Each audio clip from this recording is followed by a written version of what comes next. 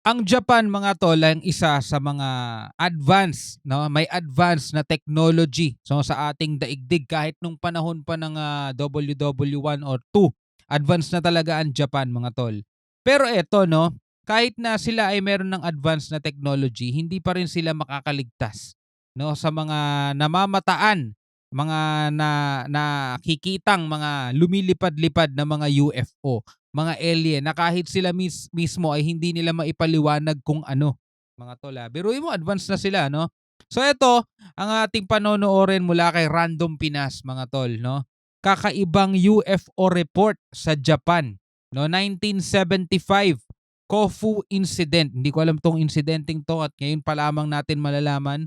Pero bago 'yan mga kapatid, hinihikayat kita huwag mong kalimutan mag-subscribe kay Random Pinas mga tol. Yan, para sa mga ganitong klaseng usapan, wala ka talagang ibang mapupuntahan na isa sa mga malulupit magkwento mga tol kundi si Random Pinas, no? Parang si PMC to eh. Pero anyway, kung bago ka pa lamang dito sa ating channel at trip mo naman yung mga ganitong klaseng reaction video, huwag mo rin kalimutan mag-subscribe mga kapatid. Huwag na natin patagalin pa, total wala na rin naman tayong hinihintay na, panoorin na natin to.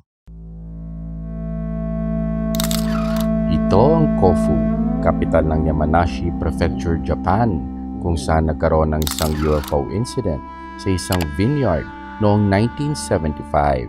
Dalawang batang lalaki, 7 taong gulang, ang naka-encounter ng dalawang fanged humanoids. At bagamat inimbestigahan ang pangyayari, nananatiling unsolved ang Kofu UFO incident. Unsolved? Alamin natin kung bakit. February 23, 1975, bandang alas 7 ng gabi, nagro-roller skate malapit sa Hinode Housing Estate sa Kamimachi, Kofu City, ang dalawang 7-year-old na lalaki, sina Masato Kawano at Katsuhiro Yamahata, nang may bigla silang napansin sa kalangitan. Dalawang kumikinang na kulay orange na UFO, habang nakatitig ang dalawa, naghiwalay ang dalawang object, ang mas malaki pumuntang northwest papuntang Mount Atago, habang ang mas maliit na craft dahan-dahang bumaba. Lumapag ito sa isang vineyard. Sinabi ng dalawang bata na bagamat may kalayuan ito, may tunog itong inilalabas. Crackling or ticking sound, parang tunog ng isang Geiger counter. Sa puntong ito, tinanggal ng dalawang bata ang kanilang skates at dali-daling pinuntahan ng vineyard para makita ng malapitan ng object. Sa kanilang paglapit sa inakala nilang orange na spacecraft, ay nakita nilang isang silver disc ito na tila may dome sa ibabaw. Classic UFO. Sa kanilang tansya ay nasa 7 feet ang taas nito at nasa 15 feet ang diameter. May 3 ball-shaped legs ito at sa gilid ng craft may makikitang mga kakaibang characters. Habang pinagmamasdan ni Kawano at Yamahata ang object, nagulat sila nang biglang bumukas ang isang hatch sa gilid ng craft. Isang hagdan ang lumabas, dahan-dahang bumaba sa craft. Nakatitig at tulala ang dalawang bata nang may lumabas sa craft, isang kakaibang humanoid, may mahahabang braso. Napansin ng mga bata na may mas maliit pang humanoid ang nanatili sa loob ng craft, sa loob ng tila isang control room. Sa report ni Kawano at Yamahata, ang mga humanoids nasa 4 feet ang height, nakasuot ng tila kumikinang o reflective na uniforme, may mahabang patusok na tenga raw ang mga ito, at ang paa, tila 2 lamang ang daliri. Yung mga alien sa kanila kamukha rin ng mga nasa Japanese karakter no. Mga Hapon din ata yung mga alien sa kanila. Kung pamilyar ka sa Kinula humanoid case ng Finland, mapapansing tila magkawangis ito. Ang balat, dark brown, at kulukulubot ito. Sa sobrang kulubot ay hindi mawari ng mga bata ang anumang facial feature ng humanoid. Sa kabila niyan, napansin nilang may 3 pangil ito, tila gawa sa metal, 2 inches ang haba. Sinabi rin ng mga bata na sa balikat ng entity may nakasabit na tila armas, at para sa kanila ay parang rifle daw ito. Sinuri ng kakaibang bisitang ito ang terrain sa paligid ng saucer. Tila walang pakialam sa 2 batang nakatingin, hanggang sa pumunta ito sa direksyon ng mga bata. Ipinatong ng humanoid ang kamay nitong may 4 na daliri sa balikat ni Yamahata. Tinapik siya ng 2 beses at nagsalita na ayon sa mga bata ay tila tunog ng isang tape recorder na pinatutunog ng pabaliktad.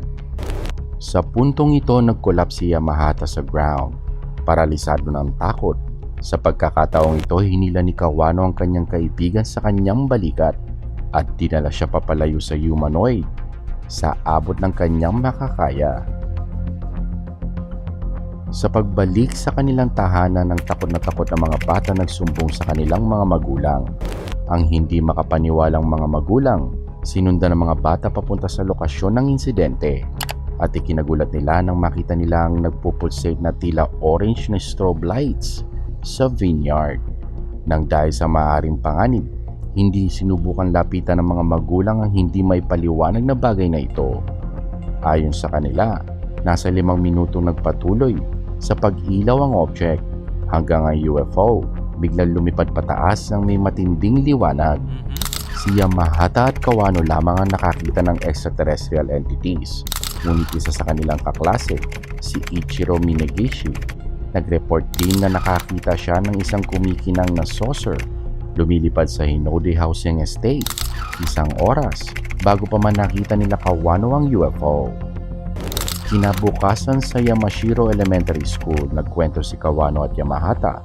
Maraming nakikinig, estudyante at mga guro. Habang ginuguhit nila ang mga extraterrestrial at kinikwento ang nakakakilabot nilang alien encounter. Hindi nagtagal ang takot sa mga alien kumalat sa ibang estudyante sa buong eskwelahan. At para pawiin ng takot, ang schoolmaster na si Nobuyoshi Kaneko nagdesisyon na siyasatin ang lugar ng insidente. Kasama ang ilang school officials at ilang scientific equipments, nagtungo sa site ang schoolmaster. Sabi nga di ba, kapag bata, inosenteng bata ang nagkukwento, ibig sabihin nakita talaga nila at nasaksihan, at kung ano yung dinodrawing nila mga tol, yun din yung mismong nakita nila at ine-explain lang nila sa abot ng kanilang makakaya at ilarawan kung ano yung kanilang nasaksihan mga tol. Ano sa tingin niyo? Pagdating sa site, napansin agad nila ang 2 posteng nakatumba sa landing site. Naisip nilang hindi ito kayang gawin ng mga estudyante para lamang patunayan ang kanilang istorya. Matibay din kasi ang poste. Nakakita rin sila ng mga landing traces gaya ng ilang lubog sa lupa at isang ring pattern malapit sa nakatumbang poste. Kasunod ng mga pangyayari, ang 2 bata paulit-ulit na tinanong ng kanilang mga magulang, ng kanilang mga guro, ni Kaneko at ng isang kilalang UFO investigator na si Masaru Mori. Ngunit ang kanilang kwento nananatiling consistent at hindi nagbabago. Kaya't ano nga kaya ang nangyari sa Kofu ng gabing iyon? Ano nga? Isang bagay na nakakaintriga para sa akin sa kasong ito ay ang mga kakaibang writings. Gaya ng nabanggit kanina, may kakaibang writings ang nakita sa gilid ng craft. Iginuhit ito ng 2 bata para sa mga journalists at investigators. Tingnan natin ang illustrations. Tila similar ito sa kanji, mga Chinese characters na inadapt ng Japan. Ang unang character parang Tsuki na ang ibig sabihin ay moon. Sumunod ay parang Nichi na ang ibig sabihin ay sun. Ang pangatlong character parang Hi o Mizu na ang ibig sabihin ay fire. Sa sumunod ng character makikita ang Dai na ang ibig sabihin ay large. Misteryo naman ang panlimang character. Ang unang 3 character maaaring tinutukoy ang ilang celestial body sa kalawakan, ngunit maaaring mga araw din ito sa isang linggo. Sa illustration naman ni Yamahata, tila English alphabet ito, pero pabaliktad ang sulat. Sa umpisa ay A, B at C, hanggang sa tila naging scribble na ito hanggang sa huli. Di kaya parehas may Japanese at English characters sa craft? At bakit Japanese o English ang character? O maaaring sa sobrang dilim ay hindi nila masyado makita ang characters. Characters na maaaring hindi talaga nila naiintindihan. At sinubukan lamang nilang i-drawing gamit ang mga characters na pamilyar sa kanila. Tama, posible. Ano man ang totoo, nakakaintriga ang parte na yan ng istorya. Isa pang nakakaintriga ay ang pagsasalarawan ng humanoid. Marami kasi nakapansin na tila hawig ito sa ilang character sa Ultraman. O di ba? Yun sabi ko kanina, yung itsura ng nakita nila parang hawig sa mga Japanese character. Popular na TV show noong 60s at 70s. Makikitang hawig ang mga characters na ito sa iginuhit ng dalawang bata, Mhm. patulis na tenga, pangil, kulubot na balat, makinang nakasuotan. Maaari bang iba ang nakita ng dalawang bata at iniugnay lamang nila ito sa mga characters na pamilyar sa kanila? Tila mahirap kasing isipin na ang isang advanced alien race ay nag-evolve kung saan kailangan pa rin nila ng malalaking pangil. Posible din kayang nakita ng mga bata ay mga farmers nag-i-spray ng pesticides or fertilizers? Mhm. Sa litratong ito, makikita ang mga farmers suot-suot ang isang makinang na uniforme para sa proteksyon. Ang pang-spray nakasabit din sa balikat parang armas sa deskripsyon ng mga bata. Ang mga farmers nagsusuot din ng sapatos na kung tawagin ay G-Cabi, mukhang dalawang daliri. Mhm. Maaring farmer kaya ang nakita ng mga bata at maaring hindi na lamang siya nagsalita, natakot sa dami ng atensyon ng media at ilang mahilig sa usaping UFO. At pagdating sa craft, maaari bang isang maliit na truck ito na Ah. naglalaman ng fertilizer? Parang ang labo. Maaring may orange light sa ibabaw? Madilim kasi sa lugar at sa mga oras na iyon, takot na ang mga bata kaya't maaring hindi tama ang kanilang pagsasalarawan sa mga pangyayari. Pero isipin mo hindi nila makikita yung ganong klaseng traktora kung sobrang dilim. At kung sobrang dilim, anong ginagawa ng mga bata sa sobrang dilim na lugar, di ba? Sa tingin ko'y hindi nagsisinungaling ang mga bata, Mhm. ngunit maaaring dahil sa madilimang lugar at nahaluan ng takot, maaaring na-misinterpret ng dalawa ang pangyayari. Kailangan din nating tingnan ng panahon ng oras sa mga iyon. Ayon sa Japanese Meteorological Agency, sa araw ng insidente maliwalas ang kalangitan. Walang ulan, makikita ng maliwanag ang bituin. O di maliwanag din dun sa lugar at saka saan nanggaling yung dalawang nakita nilang lumilipad na naghiwalay, di ba? Ang Venus at Jupiter makikita sa kanluran. At ayon sa Ministry of Transport, may mga YS-11 planes ang dumaan sa area. May malalakas na blinking taillights daw ang mga ito. Maaari bang ang nakita ng lahat ng witnesses sa eroplano o planeta at Mhm. inakala nilang UFO? Hindi ko alam. Hindi natin At alam. paano may papaliwanag ang mataas na radiation reading sa sinasabing landing site? At eto no, kadalasan mga tol tuwing nakakapanood tayo na may mga landing site ng mga alien, laging mataas ang radiation, no? Pati ang physical damage site, mahirap din may paliwanag. Mhm. Respetado din ng ilan sa mga witnesses. Wala silang dahilan para magsinungaling sa insidente. Ilang interviews lamang ang kanilang nilabasan. Hindi din naman kilala ang turismo sa lugar. Mhm. Madaling isipin na gumagawa lang ng istorya ang dalawang bata. Pero sa loob ng halos 50 years, pinaninindigan nilang kanilang istorya. Nagkaroon sila ng interview noong 14 years old sila, noong 33 years old, at noong 50 years old. At nakamamanghang ganoon pa rin ang kanilang istorya. Kung nagsisinungaling lamang sila, anong motibo? Tama. Anong dahilan? Magkahiwalay silang kinwestiyon ng mga pulis at journalist pagkatapos ng insidente at sa kabila niyan, parehas ang kanilang istorya at drawings. Mahirap paniwala ang pinagplanuhan ng dalawang bata ang lahat para lamang dinlangin ng mga pulis. Isa pang malaking tanong ay nasaan ang may-ari ng vineyard. Hindi siya in-interview, hindi nagbigay ng statement. May damage sa kanyang property, pinuntahan ng mga pulis at journalist. Imposibleng hindi niya alam ang insidente. Maaari bang hindi lang rin niya nagustuhan ng atensyon? Pribadong mga tao kasi ang mga Japanese. Maaaring hindi niya gustong ma-involve sa usapin.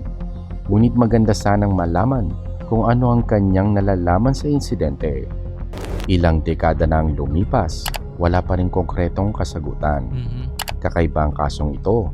Hindi ko alam kung anong iisipin. Maaring may ilang kakaibang pangyayari nga ng gabing iyon. Napalaki ng ilang misunderstanding at hysteria.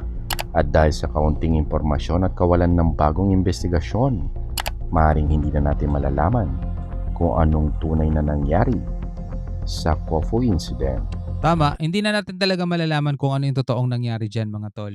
Ang tanging meron na lamang tayo is yung kwento ng dalawang bata na ngayon ay nasa 50 mahigit na, mga tol. 'Di ba? 1975 pa 'yan eh. 'Di ba? O baka nga wala na sila sa daigdig, mga tol eh. Yun na lang yung pinanghahawakan na nangyari, no. No. Yung mga batang yun masasabi nating genuine, totoo na may nakita sila. Pero kung ano man yung totoo dun sa nakita nila, yun ang hindi natin alam. Pwede kang maniwala, puwedeng hindi, nasa sa'yo na yan mga tol. Basta ang alam lang natin na punong-puno ng misteryo talaga itong ating daigdig, na marami pa tayong hindi nalalaman at, marami pa tayo talagang matutuklasan pa siguro pagdating ng panahon. Ikaw bilang isang tao, ano masasabi mo rito sa kakaibang, UFO incident na 'to sa Japan 'no, Kofu incident mga tol? Comment ka na lang sa baba. Hanggang sa muli, ako nga pala si Shobal D. Peace out.